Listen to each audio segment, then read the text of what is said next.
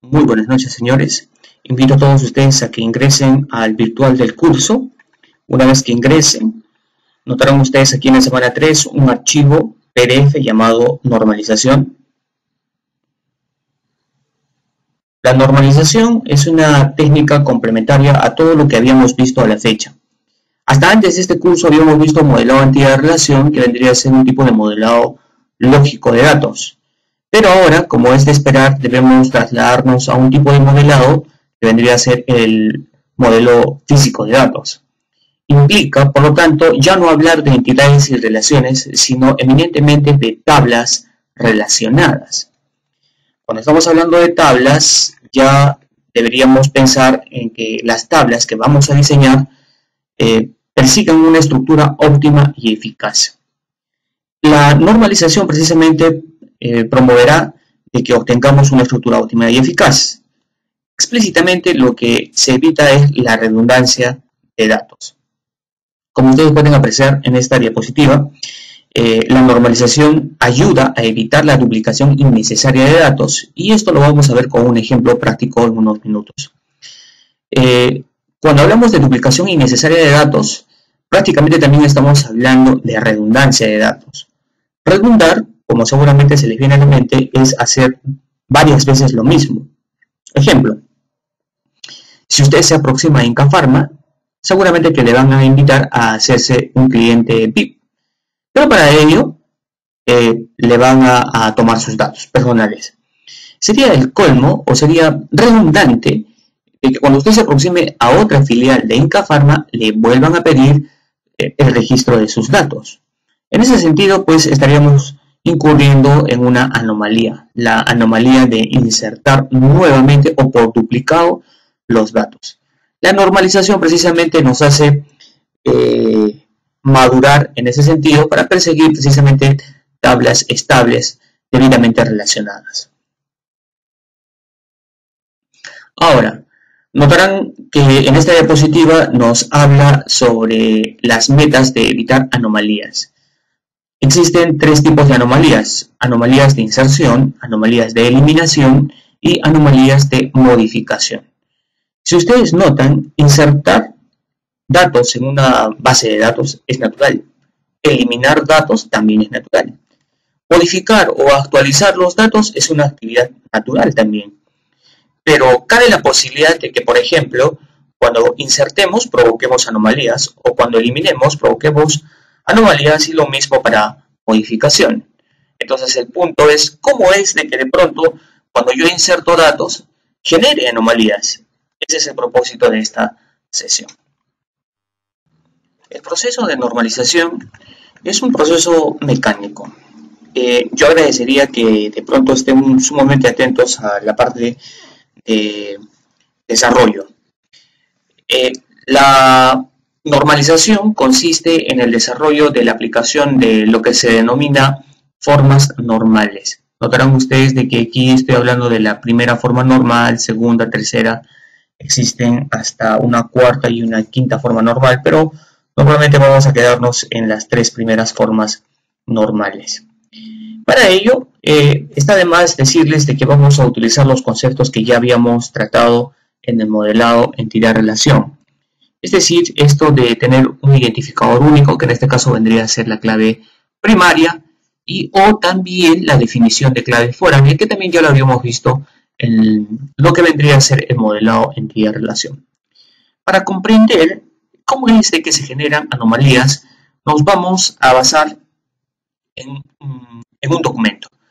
Ustedes seguramente les debe resultar bastante familiar este documentito, no es otra cosa que un documento de venta. Entonces, los datos que estamos exponiendo aquí son respecto, por ejemplo, a los clientes y con respecto a los artículos o productos que voy a vender. Vamos a hacer de cuenta de que no conocemos nada de base de datos y de pronto nos dicen, vamos a trabajar de digitadores y tenemos que vaciar la información de unas 5.000 facturas o boletas, como ustedes quieran. Entonces, seguramente que lo primero que se nos va a ocurrir es almacenar la información que va a contener cada una de las facturas en lo primero que se nos venga a la cabeza, y en este caso va a ser Excel. Seguramente ustedes han podido apreciar, muchos de nosotros acogemos a Excel como si fuera un repositorio de datos. Y como seguramente muchos también estarán de acuerdo conmigo, Excel no es una herramienta que sirva para almacenar datos. Ese no es el propósito de dicha herramienta.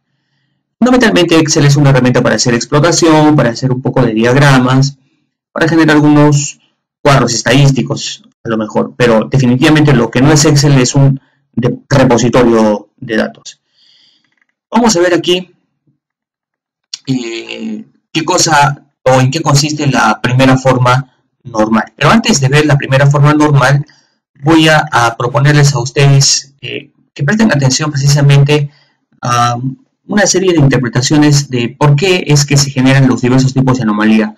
Recuerden ustedes de que habían tres tipos de anomalía: anomalía de inserción, anomalía de eliminación y finalmente anomalía de modificación o actualización. Entonces me voy a valer precisamente de un ejemplo para poder hacer entender a todos ustedes cómo es de que se generan las anomalías.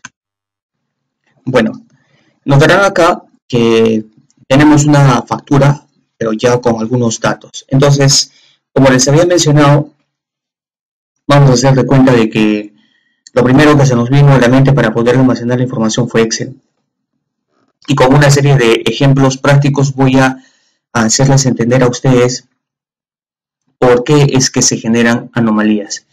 Entonces, vamos a ver, aquí tengo la boleta o factura, y lo primero que tengo que darme cuenta pues es de que lo que tengo que registrar aquí, por ejemplo, es el número de boleta. Entonces aquí voy a poner como nombre de columna número vol, digamos. Seguidamente, el RUC de la empresa. Entonces aquí dispondré como registro RUC CLIE.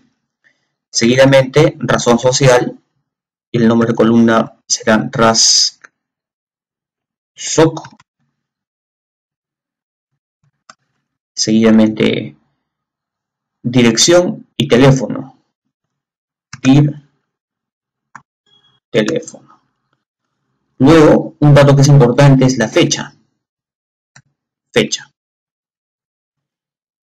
Seguidamente, código de artículo, descripción de artículo. Artic y la descripción del artículo.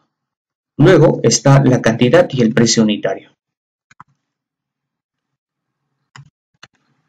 Ahora, no es preciso pues disponer el precio total por cada uno de los ítems, porque se puede deducir en función a la cantidad y el precio. Entonces, por lo pronto, esto vendría a ser los campos que debería yo considerar al momento de registrar cada una de las boletas. Notemos ahora de que por la emisión de esta facturita o esta boleta se están vendiendo pues dos productos. Entonces vamos a llenarlos. Antes me gustaría aclarar y recalcar un concepto que ya seguramente es conocido por todos nosotros, y es el de la clave primaria. La única forma de identificar unívocamente esta transacción, es decir, esta venta, es a través de este número, el número que estoy señalando aquí, es decir, el número de boleta. Cuando tú te acercas en una segunda ocasión a comprar productos a un establecimiento por segunda vez, definitivamente no es el mismo número de boleta. Esto implica de que este es un identificador unívoco para toda esta transacción. Eso significa que el número de boleta vendría a ser nuestra clave primaria, que lo vamos a tocar en detalle en unos minutos. Por lo pronto, empecemos a llenar los datos como si fuéramos digitadores, ¿verdad? Nos estamos hablando de la boleta 12401, 124.001, estamos hablando del cliente 125, estamos hablando de que se trata de librería Paz. Para resumir voy a poner libpaz. La dirección es Arica 325, Arica 325. El teléfono es 555532. Fecha, vamos a hacer de cuenta que tenemos la fecha 12 del 12 del 12. Para hacerlo rápido, disculpen ustedes si no respeto lo que está mencionando aquí. El código del artículo es 10. La descripción del artículo, lapicero azul. Voy a poner lapicero nada más para ahorrar tiempo. La cantidad a vender digamos que sea 100 y el precio unitario, hagamos de cuenta que es 1. Noten ustedes de que estoy vendiendo un segundo artículo. Bueno, si voy a utilizar este esquema, no me queda otra que nuevamente realizar lo siguiente: 124.001 para identificar esta transacción, y se supone que también es en un cliente, 125, y se supone que es Librería Paz, y se supone que es la misma dirección, se supone que es el mismo teléfono, se supone que es la misma fecha de transacción. Ahora, definitivamente aquí viene lo diferente, que en este caso vendrían a ser los artículos vendidos. Y aquí el artículo vendido es 753 o el código 753 y se trata de, por ejemplo, cuaderno. La cantidad vendida, a lo mejor la cantidad es 200 y el precio unitario hagamos de cuenta que es 2. Para efectos del ejemplo. El punto es de que noten ustedes que prácticamente estos datos se están duplicando innecesariamente. Si, por ejemplo, a mí me vendieran unos 30 artículos por el diseño de esta prácticamente yo tendría que duplicar esto por 30. Y definitivamente lo que no tenemos tiempo es para estar digitando toda esta información una y otra vez. Se supone que cuando yo registro, por ejemplo, los datos de Librería Paz, los debería registrar por única vez. A lo mucho, lo que yo debería referenciar de Librería Paz es su código, pero no sería factible que cada vez que yo venga a realizar una compra, yo tenga que estar registrando una y otra vez los datos de Librería Paz. Notarán ustedes entonces de que este esquema, que ocasionalmente muchos de nosotros hemos optado por preparar o por proponer, prácticamente resulta súper ineficiente. ¿Por qué? Porque nos está conduciendo a redundar en registrar lo mismo una y otra vez. Vuelvo a repetir, si por ejemplo yo vendiera aquí 10 productos, tendría que duplicar esta info por 10 y eso es altamente innecesario. A continuación vamos a hacer de cuenta que tenemos que registrar otra transacción. Y esta vez se trata de la transacción 124.002. Asumimos que es otro cliente, por ejemplo el cliente de código 45. Se trata de Luis Sac y él vive pues en la dirección XYZ221 y su teléfono es 123. La transacción la realiza en esta fecha y solamente nos compra un solo artículo, a lo mejor el artículo de código 8 o mejor el artículo de código 10. Y se trata pues nuevamente del lapicero, como es de esperar. Notarán ustedes de que aquí tengo al producto de código o el artículo de código 10 y el artículo lapicero, y evidentemente debería ser el mismo. La cantidad 100 y es el mismo precio. Una tercera transacción, 124.003 esta vez, y nuevamente me visita Librería Paz. Se supone que debería ser la misma dirección. Vive en Arica, el teléfono es 5532 y me compra evidentemente esto en otra fecha, asumiendo que sea el 13 del 2012. Producto de código 99 y se trata de un mouse, simplemente es un artículo el que se vende a un precio de 15. Lo que deseo exponer a continuación son los otros tipos de anomalía. Recuerden que les había mencionado de que existen las anomalías de inserción, las anomalías de modificación y las anomalías de eliminación. Hagamos de cuenta de que por algún motivo nos dicen de que es preciso actualizar los datos de un artículo. Hagamos de cuenta que no se trata de simplemente lapicero, sino que se trata de lapicero 2.5. Notarán ustedes de que yo acabo de actualizar lapicero por lapicero 2.5. El punto es el siguiente. Notarán ustedes de que por descuido es muy probable de que yo solamente actualice el último registro. Pero ¿qué hay de este? Hagamos de cuenta que este es pues el registro 124.002 y este es el 1. Se supone que no lo debería estar viendo por aquí, lo debería estar viendo mucho antes, debido a que a lo mejor hay un montón de registros. Entonces el punto es de que es muy probable que no me dé cuenta de que yo anteriormente había registrado también nuevamente el lapicero. Entonces, al tener este esquema de almacenamiento, me provoca un error. En este caso es una anomalía, la anomalía de actualización o modificación. ¿Por qué? Porque he modificado aquí y este esquema inestable invita a que me equivoque, porque no estoy actualizando acá. Otro ejemplo. Hagamos de cuenta que para efectos del ejemplo voy a variar de cliente. Hagamos de cuenta que se trata del cliente 120 y voy a cambiar acá a Andrés Sac. Entonces, me dicen, es preciso eliminar mouse porque nunca más vamos a vender mouse. Entonces, seguramente lo que voy a hacer es procurar eliminar y elimino. Pero si elimino esto, también tengo que eliminar el código del artículo. Pero si elimino esto, también tengo que eliminar esto de aquí. Evidentemente tendría que eliminar toda la transacción. ¿Cuál es el punto con el haber eliminado todos los datos que acabo de mencionar? Al no haber una adecuada independencia de los datos, lo que se está promoviendo es de que elimine datos, para la redundancia, que no debería eliminar. Si a mí me están diciendo que elimine mouse, solamente debería eliminar mouse. No tiene sentido de que elimine los datos de un cliente. Sería un completo absurdo.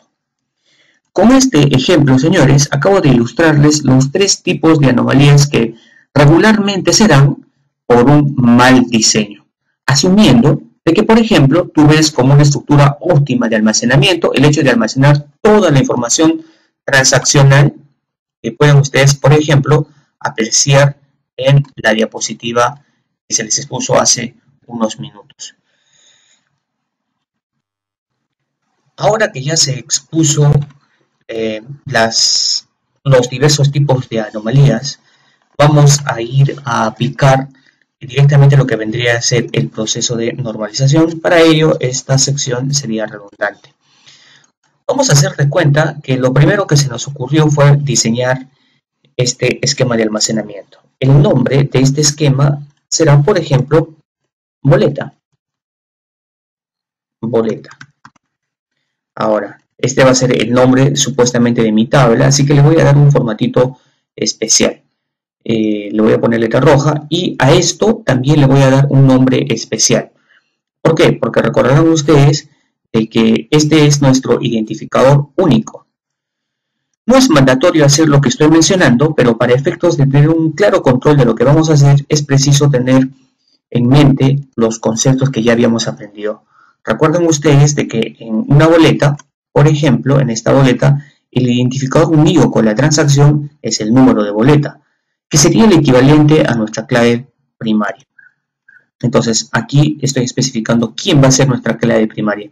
Nuestra clave primaria, aún así, siendo este un esquema imperfecto, es el número de boleta.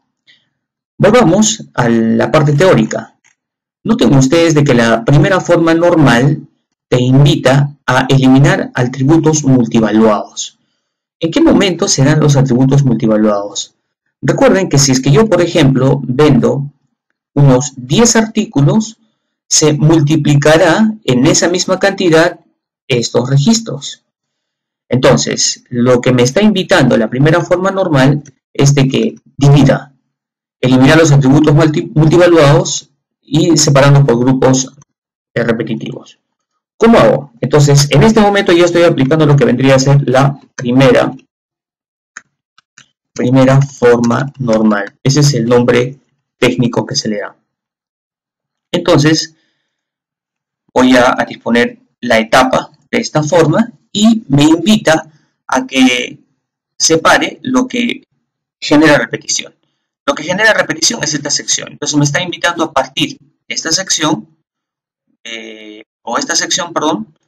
esta otra sección, generando prácticamente dos tablas. Recuerden que originalmente, en función a mi ignorancia, yo había propuesto, bueno, almacenemos la información en una única gran tabla que va a estar compuesta de estos campos. Pero vimos que esto promueve lo que vendría a ser anomalías. Entonces, ahora voy a generar dos tablas, pero la pregunta es, ¿y qué nombre le voy a poner a cada una de las tablas?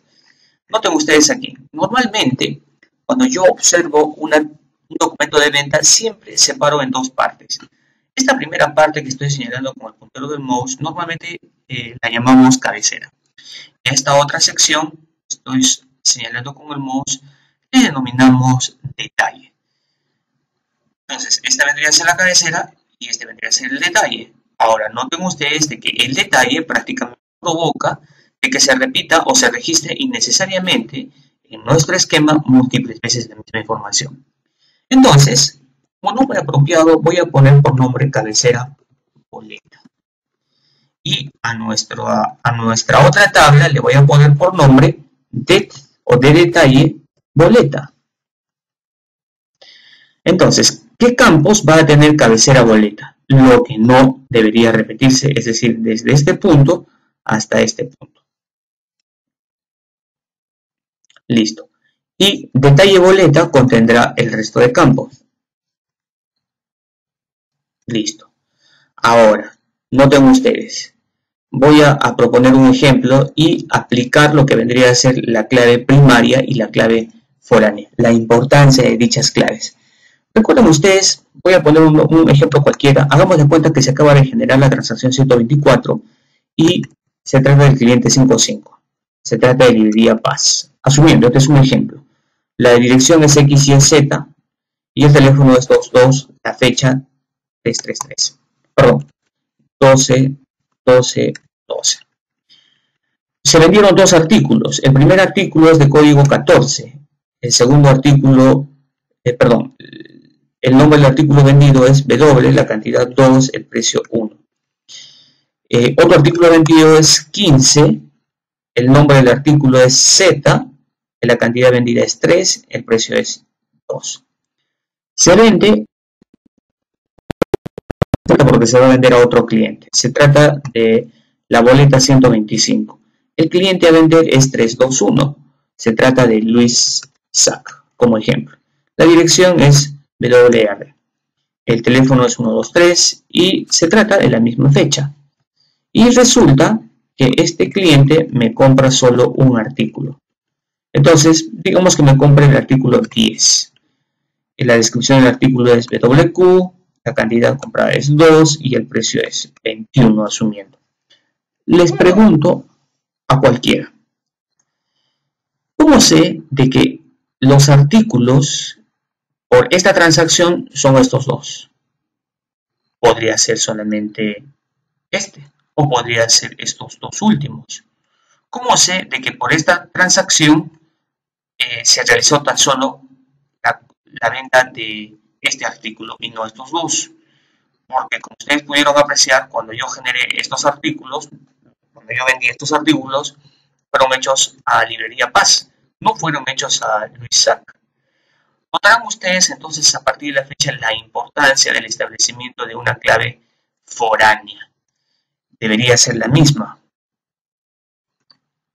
Y por ejemplo, con 124 y 124 y 125 yo ya puedo distinguir concretamente que estos artículos que acabo de señalar corresponden a la transacción 124, que es esta, y que lo que se vendió a Luis Sac corresponde a la transacción 125, y noto aquí que 125 es referenciado foráneamente a través de este código. Para garantizar que se trata de una clave foránea y una clave primaria, voy a sombrearlos de diferente color.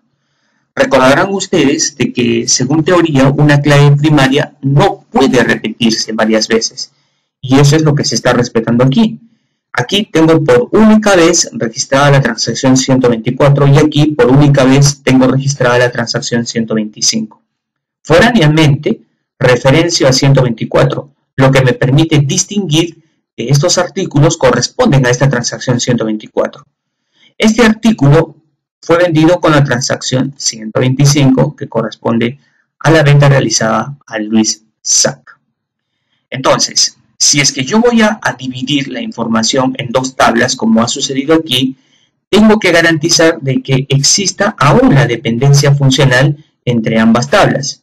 Si yo elimino esta columna, para ser preciso, todo lo que acabo de señalar, y solamente me quedo con esto, yo no tengo posibilidad de determinar que estos artículos o la combinación de cualquiera pertenecen a cualquiera de estos dos.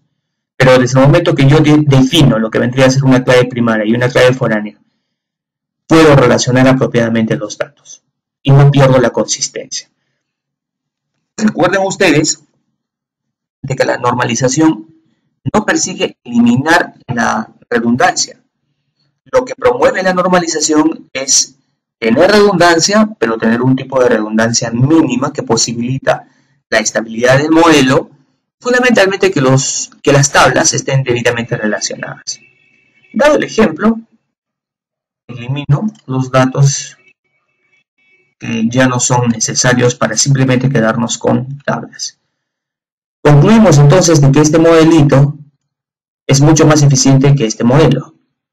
Este único esquema de almacenamiento que vendría a ser la tabla boleta, pues resulta ser ineficiente.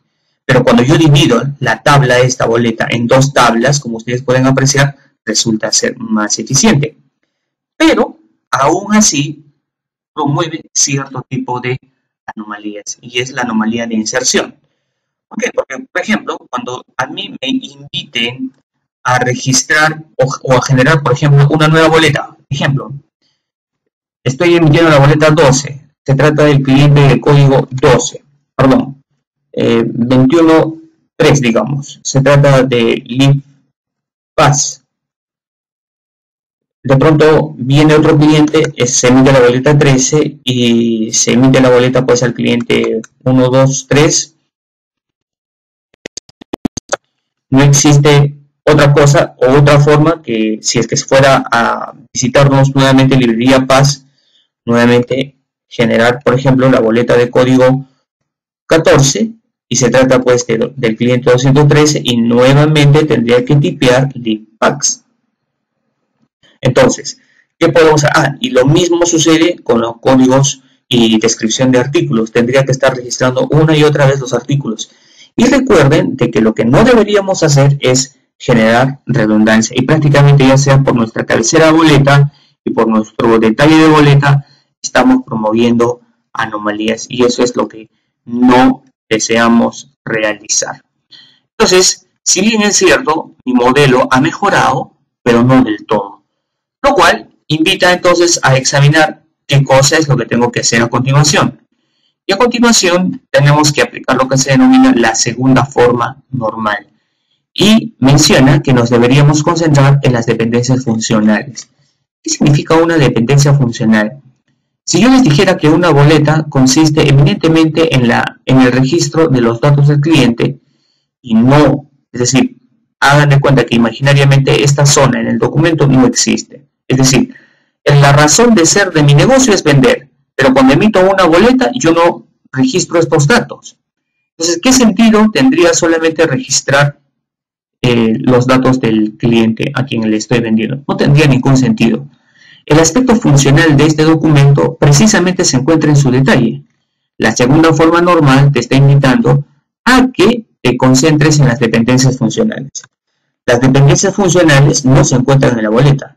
Las dependencias funcionales se encuentran en el detalle. No se encuentran en la cabecera, perdón. No se encuentran en la cabecera, sino que se encuentran en el detalle.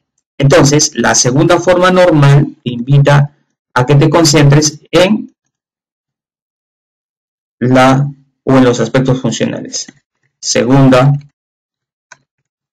forma normal. La cabecera la mantenemos igual y me concentro en el detalle. Voy a poner o disponer un adecuado formato para mantener la estabilidad.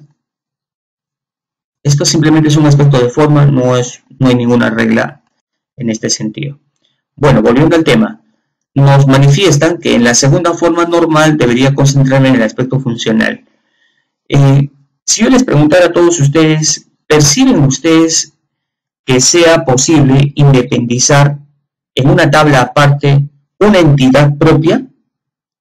Por supuesto que sí. La entidad propia que podemos apreciar es artículo. No, regularmente se comete el error cuando yo pregunto esto. ¿Perciben ustedes alguna entidad aquí? Muchos dicen descripción de artículo, pero descripción de artículo no es otra cosa que un atributo. En realidad, si yo les digo, ¿perciben ustedes una entidad? Es un todo de atributos. En este caso, la entidad que yo percibo que existe en la tabla de boleta vendría a ser artículo. Artículo estaría compuesto de los siguientes campos: código de artículo y descripción de artículo. Entonces, independicemos artículo. La nueva tabla se llamará artículo. Artículo. ¿Qué campos contendrá artículo? Código de artículo y descripción artículo. Entonces, pero código de artículo vendrá a ser la clave primaria de la tabla y tengo una nueva tabla.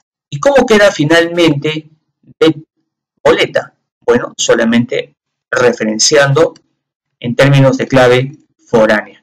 Noten ustedes que lo único que va a quedar aquí es esto y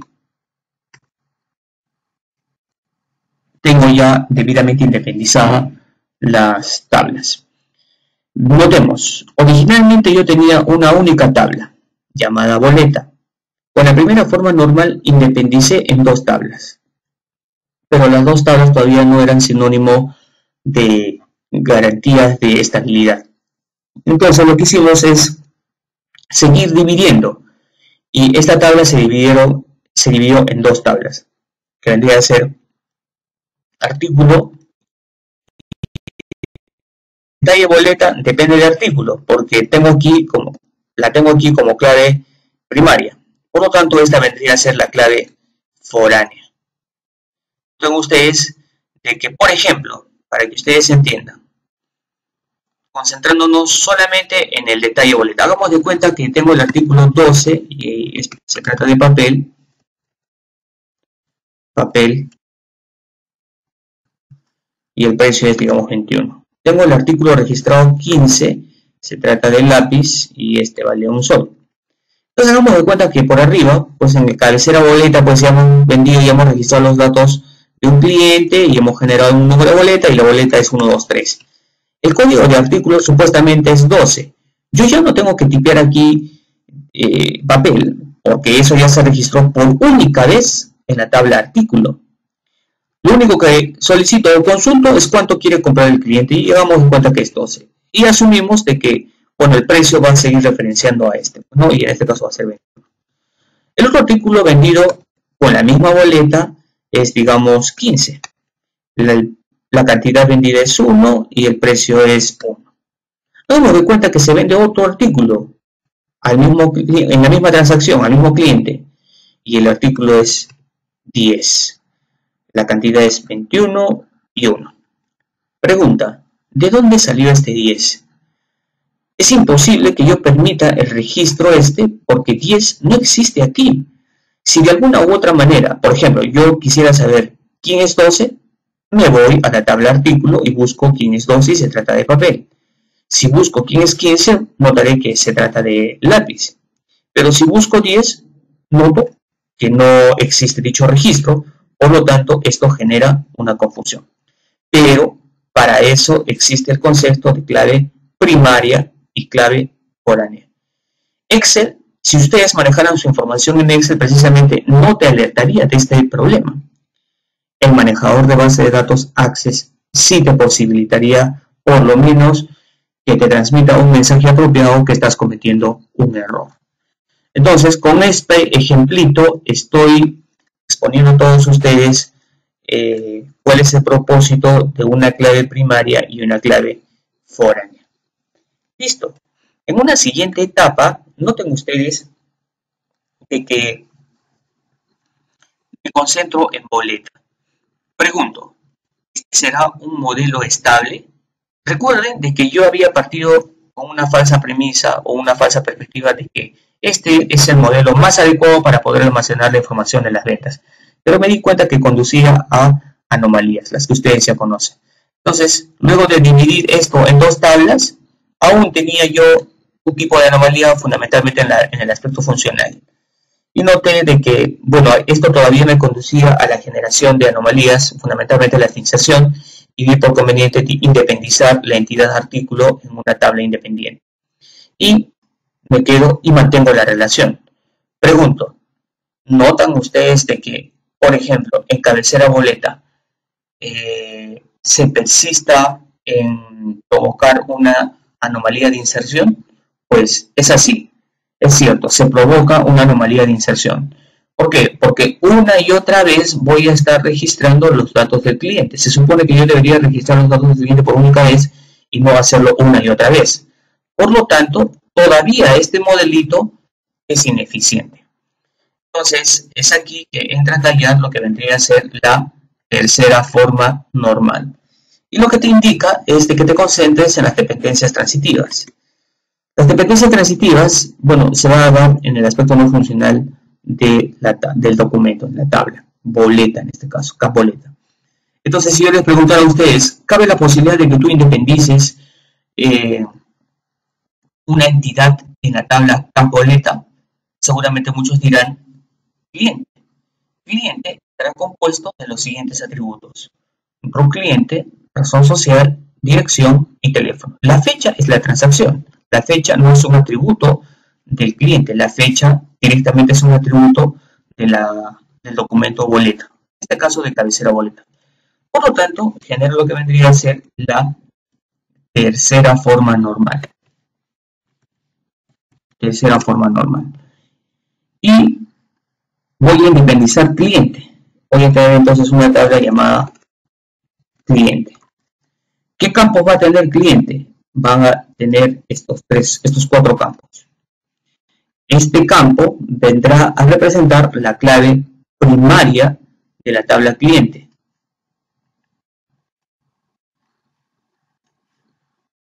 Listo. ¿Y qué campos contendría cabecera boleta? Pues los necesarios. En este caso vendría a ser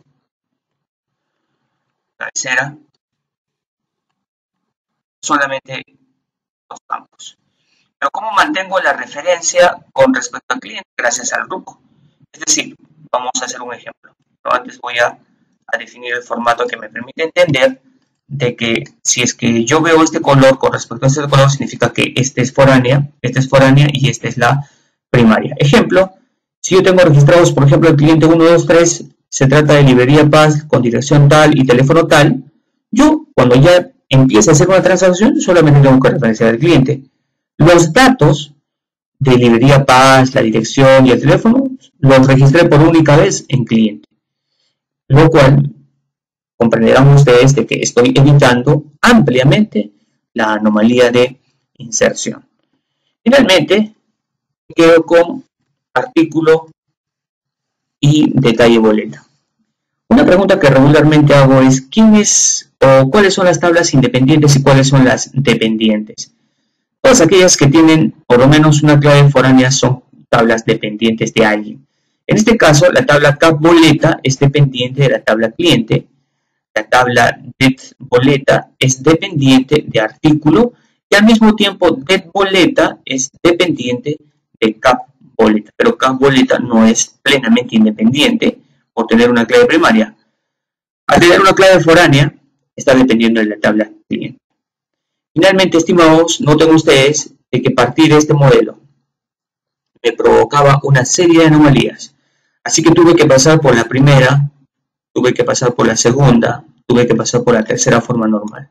Una vez que llegué a la tercera forma normal, he independizado prácticamente, noten ustedes, originalmente trabajé con una única gran tabla.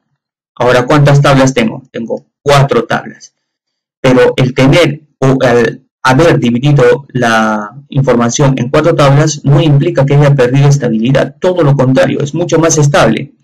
Pero gracias a la definición de los conceptos clave primaria versus clave foránea, clave primaria versus clave foránea, clave primaria versus clave foránea, mantengo la relación. A continuación, vamos a interactuar por primera vez con Access, que es la herramienta de propósito específico, que en este caso es almacenar datos. Entonces aquí con el buscador busco Access 2013 y lo primero que va a darse es, o a exponerse, es una interfaz como esta. Bueno, elijo el lugar, noten ustedes, estoy seleccionando esta opción, elijo el lugar donde deseo grabar. Y ni bien me sale esta pantalla, bueno, voy a elegir apropiadamente guardar como, para estar seguro del lugar en el que se va a grabar mi trabajo. Por lo pronto yo lo voy a dejar aquí.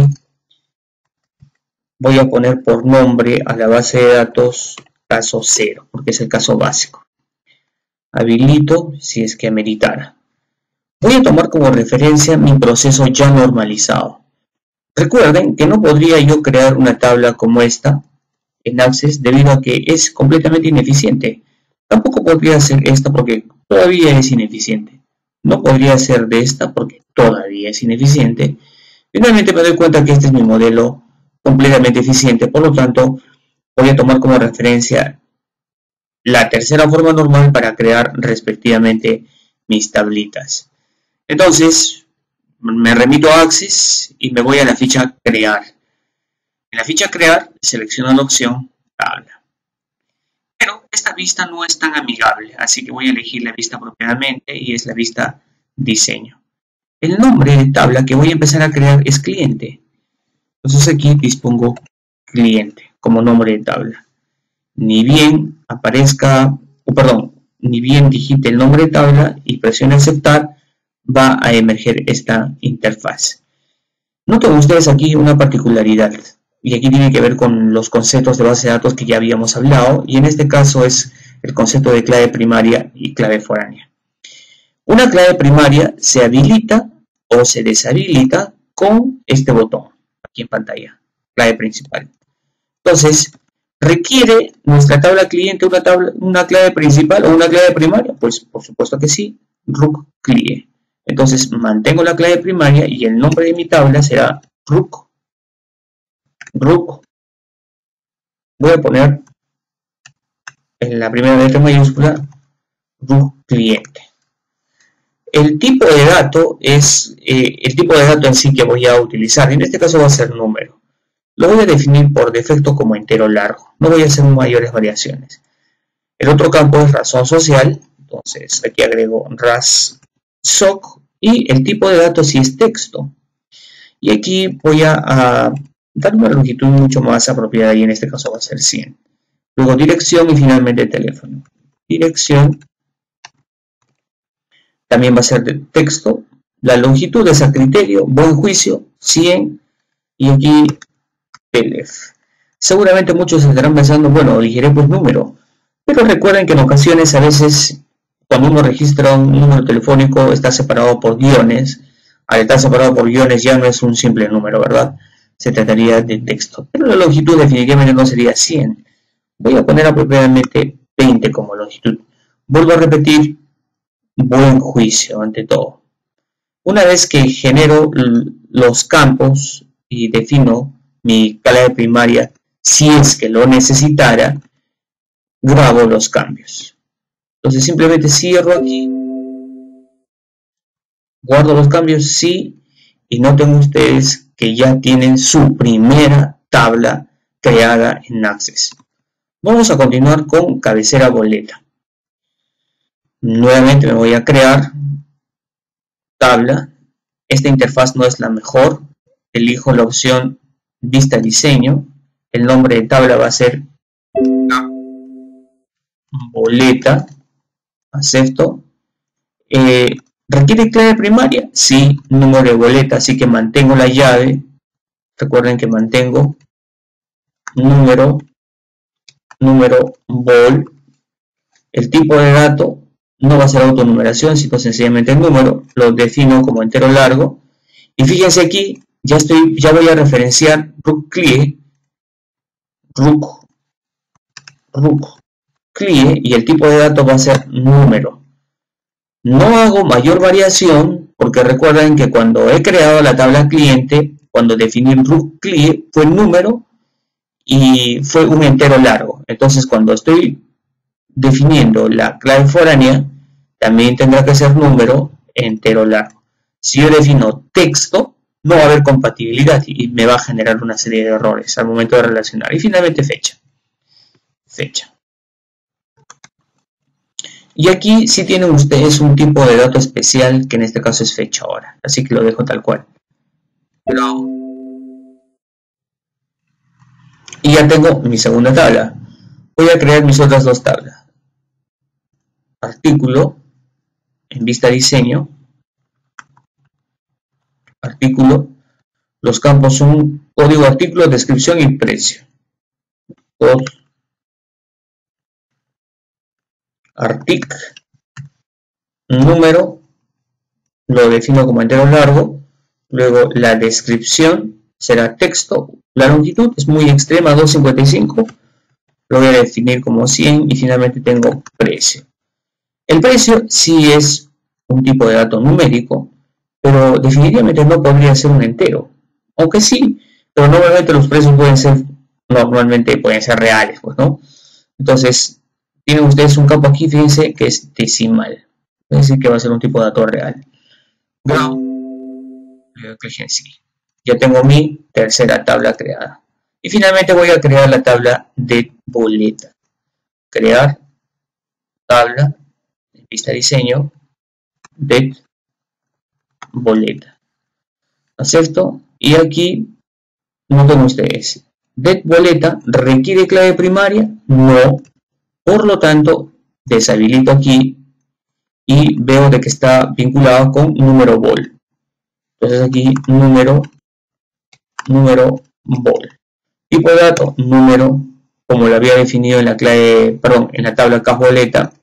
Aquí artic, número también, no hago mayor variación, cantidad y precio.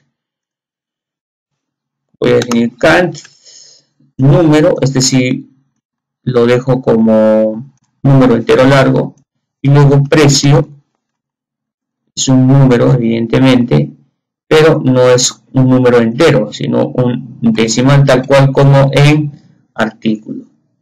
Cierro. Y ya tengo cuatro tablas debidamente creadas. Ahora el punto es establecer las relaciones. Para establecer las relaciones me voy a la ficha herramienta de datos o herramienta de base de datos y elijo la opción relaciones. Y notarán ustedes de que tienen ustedes las cuatro tablas creadas. Selecciono todas y agrego. Y notarán las cuatro tablitas creadas. Ahora lo que voy a hacer es establecer las relaciones según corresponda. Notarán ustedes que la tabla cas boleta depende del cliente, por lo tanto las vinculo.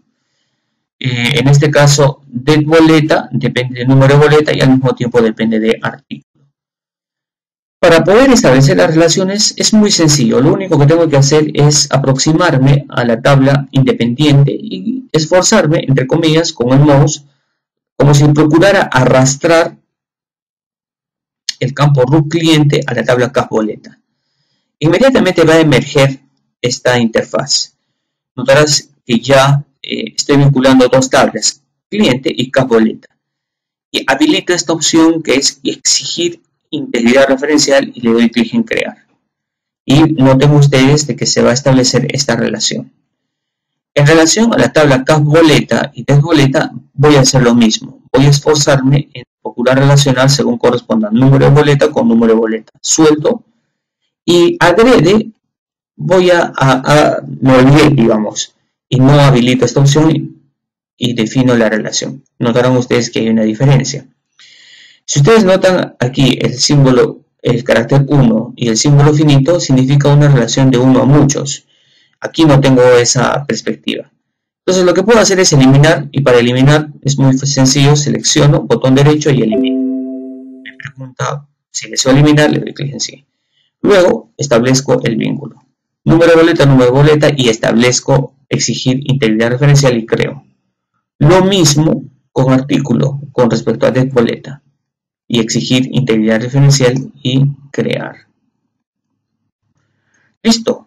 Como pueden apreciar, tengo por primera vez una base de datos creada con respecto a las tablas que